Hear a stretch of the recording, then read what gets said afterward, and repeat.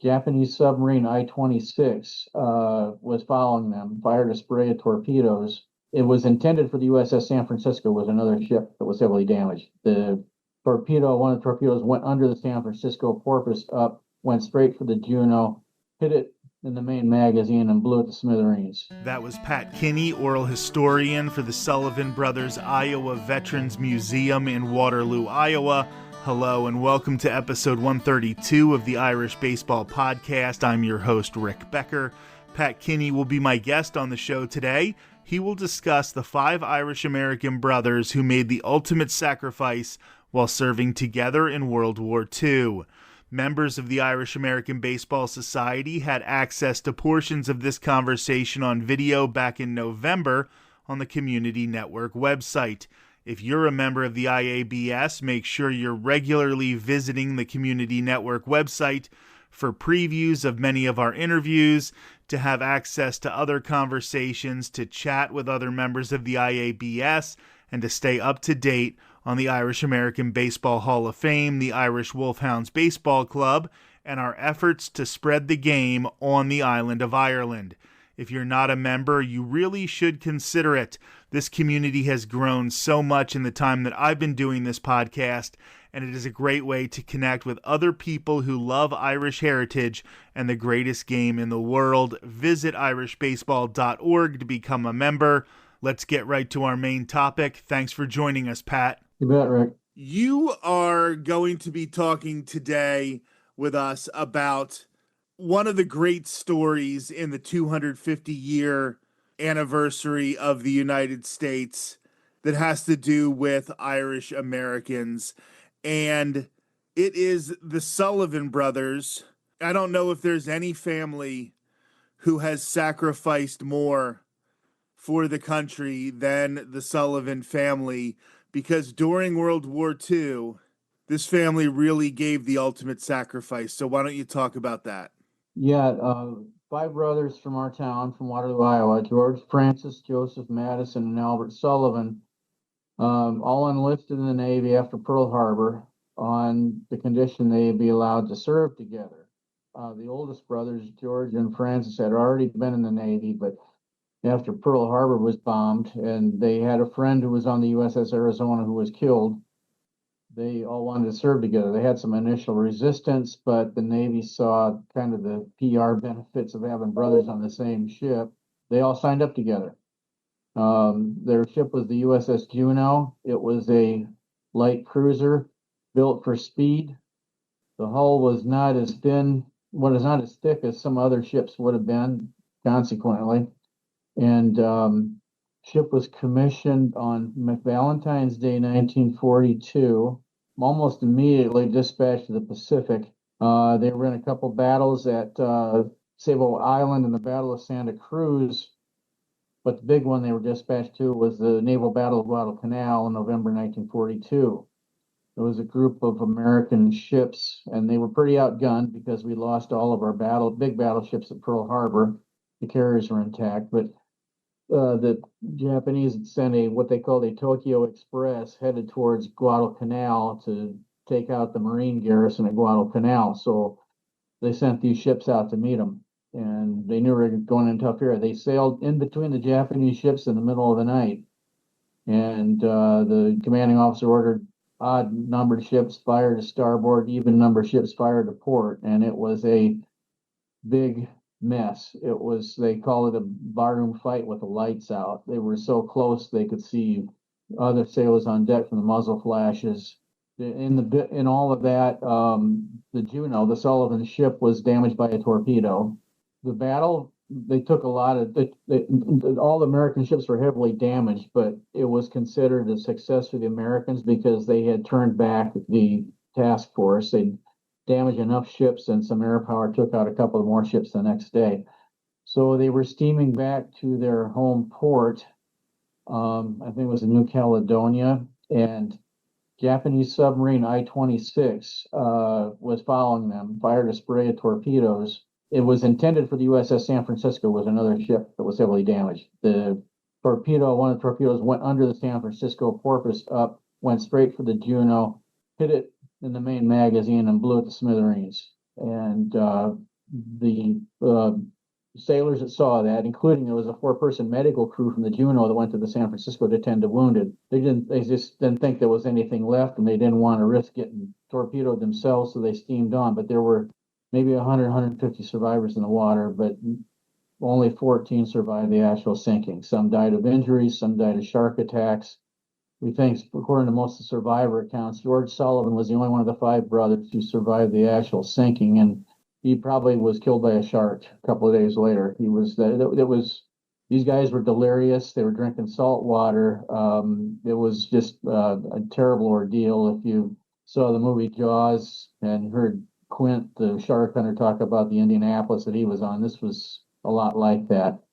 So they ended up, one group of sailors had a launch. They made it to an island in safety, but a seaplane picked up most of the other guys. Word got back home that something had happened. Nobody knew. There was all kinds of rumors going around town.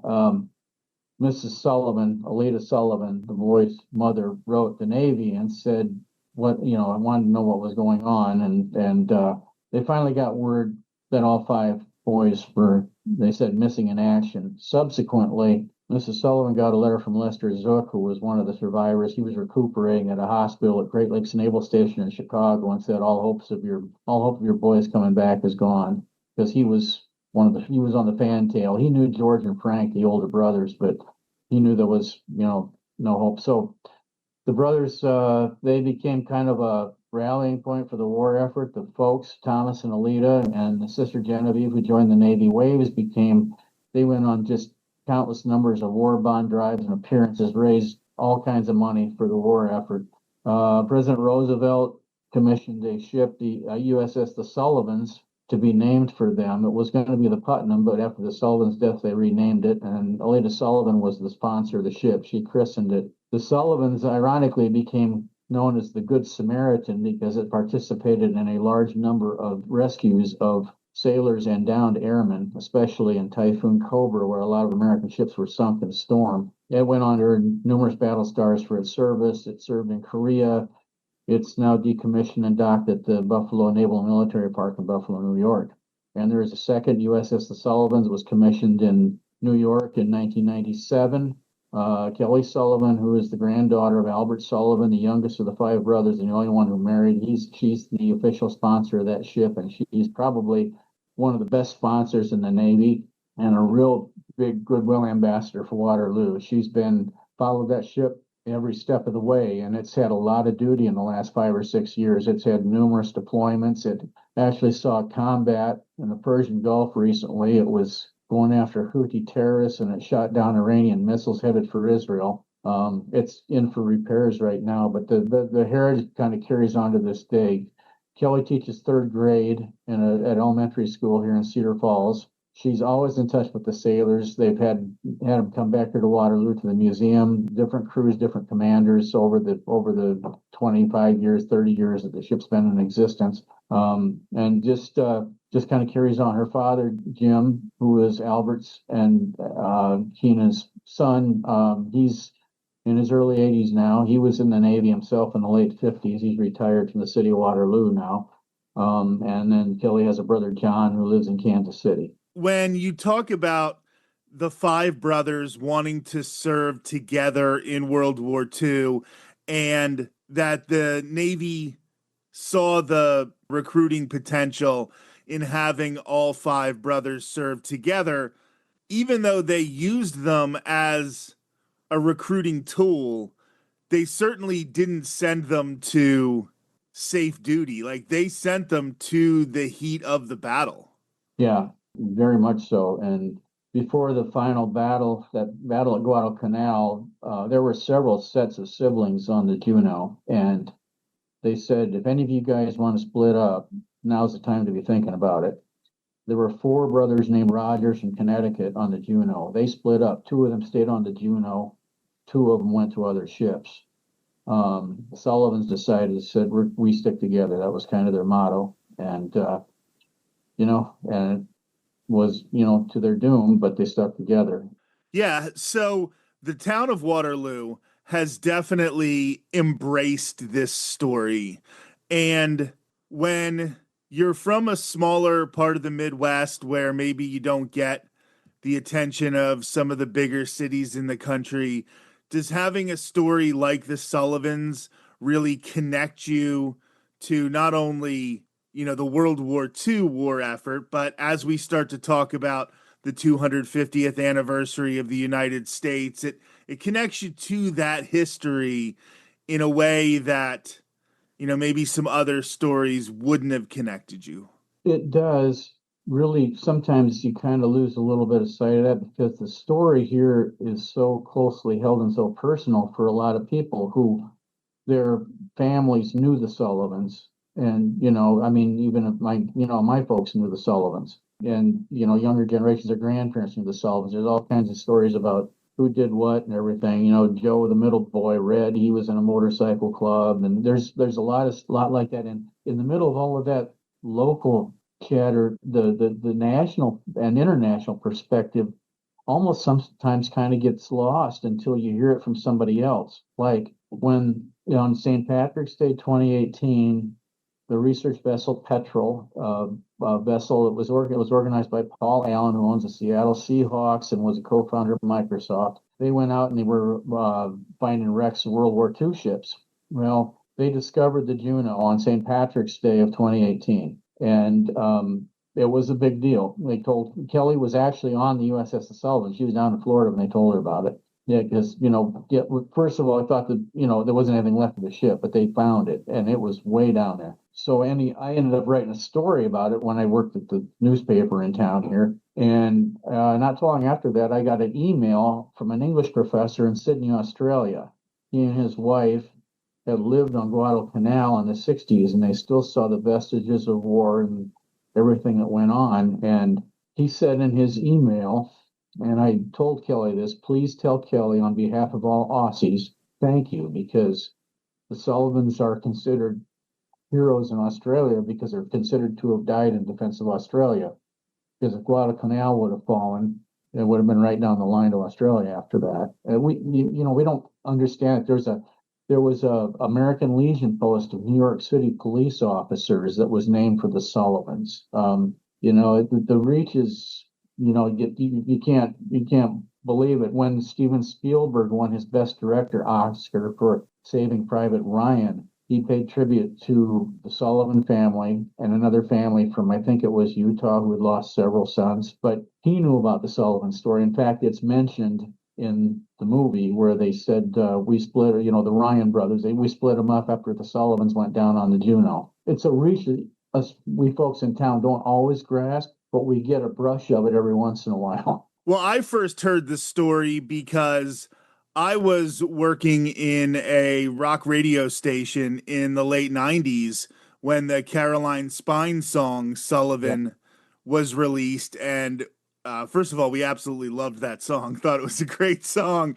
But that brought a lot of attention to the Sullivan brothers. And then just recently, I was reminded about their story. And one of the reasons that I reached out to you is because an Irish singer-songwriter, Enda Riley, had written another song about the Sullivan brothers.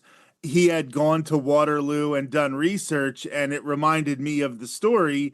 And I was like, oh, I should go and reach out to them. So that moves to, my next topic of conversation, and that is that the Sullivan brothers were very proud Irish Americans, and we're going to talk about one of their ancestors in a few minutes and her proud Irish heritage. And she's done something that literally nobody else has done before her. But I want to talk about the Sullivan brothers themselves first and their pride in their Irish heritage and some of the things that they did to promote that heritage.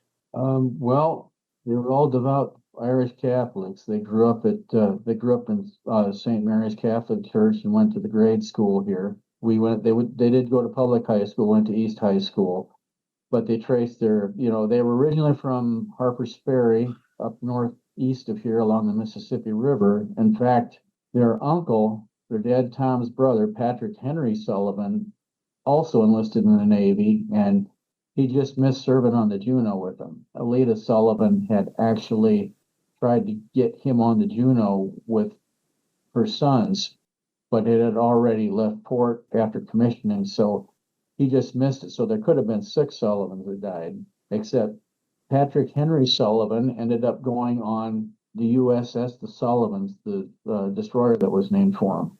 And he went through all of that action that they had in World War II.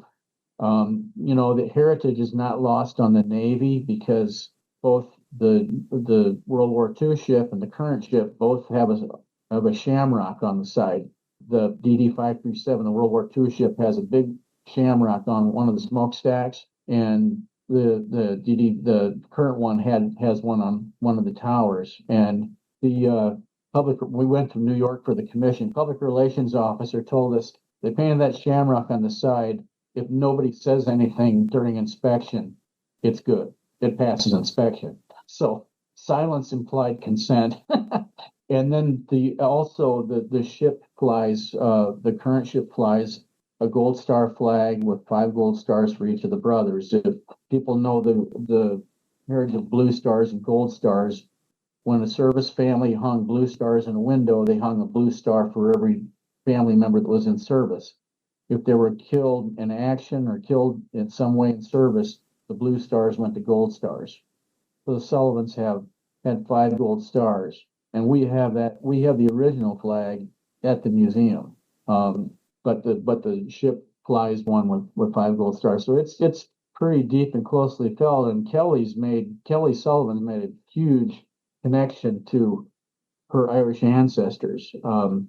Kelly has been named chieftain of the O'Sullivan clan in Ireland. She is the first woman and first American to hold that distinction. She arranged for the ship to have a port visit at Cork in the Sullivan's home county and hometown several years ago. But she wants to, now that she's the chief, she wants to bring them back too, which is pretty cool. She had members of the O'Sullivan clan here. They were in New York for the commissioning, and they were here when this museum was dedicated in 2008. In fact, Kelly invited me down to Jameson's Pub, an Irish pub we have in town, to meet some of these guys, and I told them my ancestors are from Nana in County Tipperary, and one of the fellows perks up and says, "Oh, so you're at Tip, eh?" And it turns out that Cork and Tipperary have this big hurley rivalry. So it's like walking into a Bears bar and tell everybody I'm a Packer fan. So it's there. It's pervasive, really. That is such a great story. And talking about Kelly and this honor that she has received as an American to be named the chieftain of the O'Sullivan clan.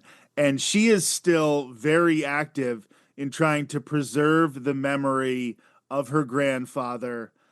Why do you think it is so important to her, as it was the family at the time? Like, they went out, like you said, to try to sell war bonds, and a lot of people could lose 5 close relatives and, turn sour. But they understood the sacrifice that was made by these 5 brothers, and they took the pride for what they did and the sacrifice they made, but they continued to push for the war effort and then push to have their sacrifice remembered. You can ask Kelly this, but I think she did it because of her dad and how much all that meant to him too, because the war bond rally and all the stuff, all the publicity that family took a tremendous toll on the brother's parents and the sister Genevieve. And there was, for quite a while, a quiet period in town. And there were some folks who kind of resented the attention they got, because it was like, well, we had family members in service too. And Jim, Kelly's dad, felt that way too. He said when he went into the Navy, he intentionally did not want to be on the Sullivans because he didn't want to draw attention to himself, nor did he want anybody to think he felt like folks owed something to him because he was a Sullivan. Kelly took that forward. I mean, she realized, and the town did too. During a quiet period where a lot of stuff fell in disrepair. The memorial at the park kind of was getting vandalized, and some folks in town said we gotta blow the dust off this, clean it up, and make this our story again, and hold it up high. And that resulted in our convention center being renamed for the Sullivans in 1988. We did a 50th anniversary commemorative event. And now at the site of the convention center is still Sullivan Brothers Plaza. I mean, it really made it front and center. And it was a lot of people, and it was people, other veterans, especially people with a naval background. Ed Gallagher was a prominent attorney in town here, and he served on one of the midget carriers during the war. Also, we had a rear admiral from Waterloo, James Ramage. He commanded the USS Enterprise dive bomber squadron during World War II. This guy had been in everything. I got a call from a car dealer in town here who had dove on a wreck at Truck Lagoon, and he said he did a research on one of the vessels and said, he said, I think I dove on a ship that supplied the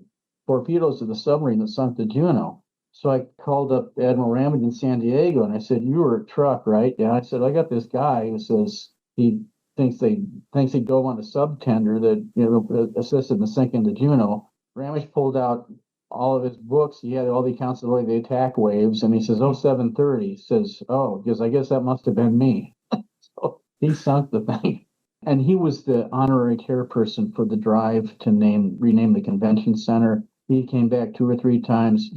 Big ambassador for Waterloo. He was just incredible. And so there was a pretty significant supporting cast to bring it back to kind of prominence locally and by translation nationally. Yeah, that's great. I think that it's very important that we continue to recognize these things as, we grow as a country. We're now at 250 years or almost at 250 years, and all of the stories that need to be told, and not just about politicians and business leaders and regular people like the Sullivan brothers are such a huge part of U.S. history, and those are the stories that get lost over time. So the fact that you are preserving this story and keeping it alive is very, very important. I want to ask, because you do have so many details about what happened to the Juno and what happened at that time. How was so much information able to be discovered? Because people weren't able to get to the survivors of the initial attack, but they do seem to know an awful lot about what went on with the battle and why the ship was lost. So who did all that research, and how do we know so much about what happened to the Juno? I think some of it was started by the Navy, because I've seen accounts where different sailors and officers were debriefed on what happened. There was an officer on the San Francisco, I think, or maybe that was the head medical officer of the Juno crew that went over, but he described the explosion and the wreck of the Juno. We had an architect in town here, Vic Gibson, who was a crew member on the San Francisco, and he saw the Juno explode. I mean, we've had eyewitness accounts here. It's just, incredible. Survivors have given their accounts over the years. Al Hine was a Juno survivor, and he had an interview that was published in American Heritage Magazine in the mid-50s, where he talked about the ordeal they went through, the delirium that the folks had on the raft, and he pretty much kind of confirmed how George Sullivan had met his demise. And when these survivors came back to town for events, the survivors came here for the renaming of the convention center and the 50th anniversary event and the commissioning of the USS Sullivans. And I got a chance to interview these guys, and it's incredible. I mean, these guys went through hell. I can't say enough about them. We talk about the Sullivan brothers as a unit, but obviously these 5 individuals, even before they left to serve in World War II, had a huge impact on the community. You mentioned one of them was in a biking club. Can you talk about the impact that the 5 individual brothers had even before their service? Yeah, I interviewed a fellow named Paul Hamilton, who was in the motorcycle club with Joe Red Sullivan. Yeah, he told me stories about him taking road trips from here up to, 40, 60 miles up northeast to here, and how I think he said Joe dumped his bike one time on the way back, and it was like I knew exactly the railroad crossing he was talking about because my grandpa had an accident there way back in the 30s. It was, just kind of like just lit up. But Paul had an interesting story because Paul was at the Sullivan house at Sunday dinner when they were listening to the attack on Pearl Harbor. They knew Bill Ball, their friend, was on the Arizona. They didn't know anything. I mean, this was not internet. This is just radio accounts. All they knew was he was in harm's way, and in his words, said they knew something was wrong, and it was damn bad. And he said it was right then they decided to join up together. And that's first person account. Point you mentioned earlier. And some of the folks did say, well, these guys weren't anybody special. We saw them, they ran around on Saturday nights, they, partied, they did all this other stuff. But one of their cousins, who was related to be Albert's wife, who became a county supervisor and later mayor here, he said, I think we have to recognize that a lot of our heroes are average people, which is something that was interesting. I heard General Eisenhower repeat that to Walter Cronkite on a CBS special on the 20th anniversary of D-Day. And Cronkite asked him, how'd they get off the beach? And he said, a lot of little acts of heroism. We're talking to the D-Day vets that we do have in town. That sounds like what happened. It's Longest Day is a great movie, but these guys really gutted it out. And, the same true with these sailors, these guys on the Juno, And that is an important thing to preserve too, because one of the things about war is it is the guys who a couple weeks before that were running around on a Saturday night, having a good time, being teenagers, being in their early 20s. And then a couple weeks later, they're in some of the worst situations imaginable to human beings. And that's what war is. And I think that's something that gets overlooked when, you put the halo on people after they have served, is how difficult it can be because they are average people who were plucked out of average lives to go and serve. yeah. If you could talk a little bit before we go about the Sullivan Brothers Iowa Veterans Museum, and if somebody is visiting Waterloo or is visiting Iowa and they want to check out the museum, what are they going to see beyond just remembrances of the Sullivan brothers? It opened in 2008. We have several centerpiece exhibits. We have a exact replica P-51 fighter plane from a pilot in Mason City who not only oversaw the construction of the replica, but he donated us film from the gun carriage of his plane. So we got footage of him hitting ground targets and blowing up trains and stuff like that. We've got a replica Sherman tank because our John Deere plant here in Waterloo made Sherman tank transmissions during World War II. One of our engineers developed an armor plating that actually probably saved some lives because the shells would glance more off the front of the tank rather than just go right in and explode and kill the crew. We have photos and biographies of every single Iowan who died in Vietnam, and a Vietnam veteran compiled those for us. He donated them to the wall. He donated them to us. We're in the middle of a similar effort with the Korean War veterans. It's a little further back. It's a little more difficult, but we're still trying. We have a display on our National Guard battalion. You talk about average people, citizen soldiers getting plucked out of their lives. Our National Guard battalion, who served 600 consecutive days in combat in World War II and was named the Iron Man Battalion, 1st Battalion, 133rd Infantry, Iowa National Guard, has had, I'm counting, 5 deployments since 9/11. They've lost soldiers in combat. They were in Iraq. They had a 22-month deployment in Iraq, 17 months in country that were extended for the surge. Our battalion was in Afghanistan. There's a big display on that. We have every era of conflict from the Civil War to the present that Iowans were involved in. We have 2,300 oral histories of actual veterans, which is started 25 years ago. A lot of them are World War II guys that are gone now, but we give everybody a DVD recording of the of their oral history. They've been family keepsakes. People use them at funeral visitations. I just got a request today from a son of a vet that wants to get a recording so they can use it at his funeral on Friday. We've had regular rotating specific exhibits on Pacific theater, European theater, Gulf War, Vietnam, Korea. We have some really interesting Civil War artifacts. We've got a regimental flag here from in town, the group in Cedar Falls had.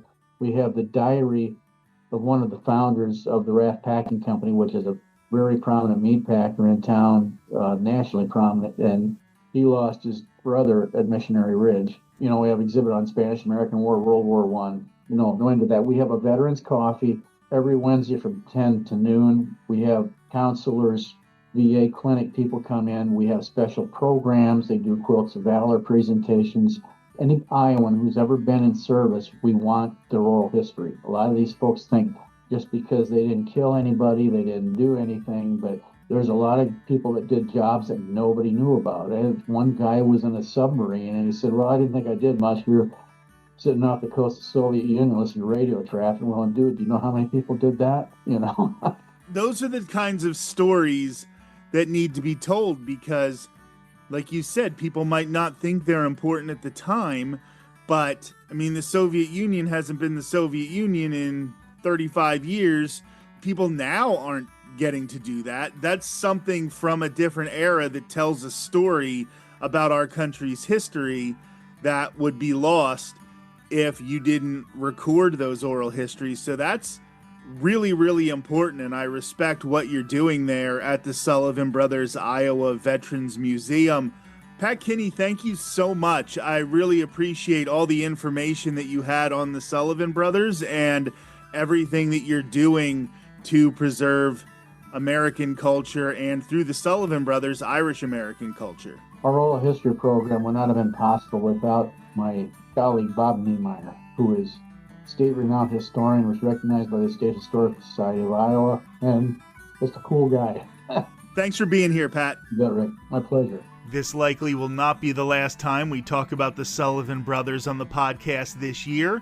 We're also looking for other topics about Irish immigrant and Irish American influence on the United States in honor of the country's 250th birthday. If you know of anyone who can speak with authority on a topic surrounding the Irish impact on America, let us know on the IABS Community Network. The United States is filled with stories like the Sullivan Brothers. There are hundreds of stories of regular people who have made an impact on their communities, states, or the nation as a whole. We would love to feature some of them on the show. I'm your host, Rick Becker, and this has been episode 132 of the Irish Baseball Podcast.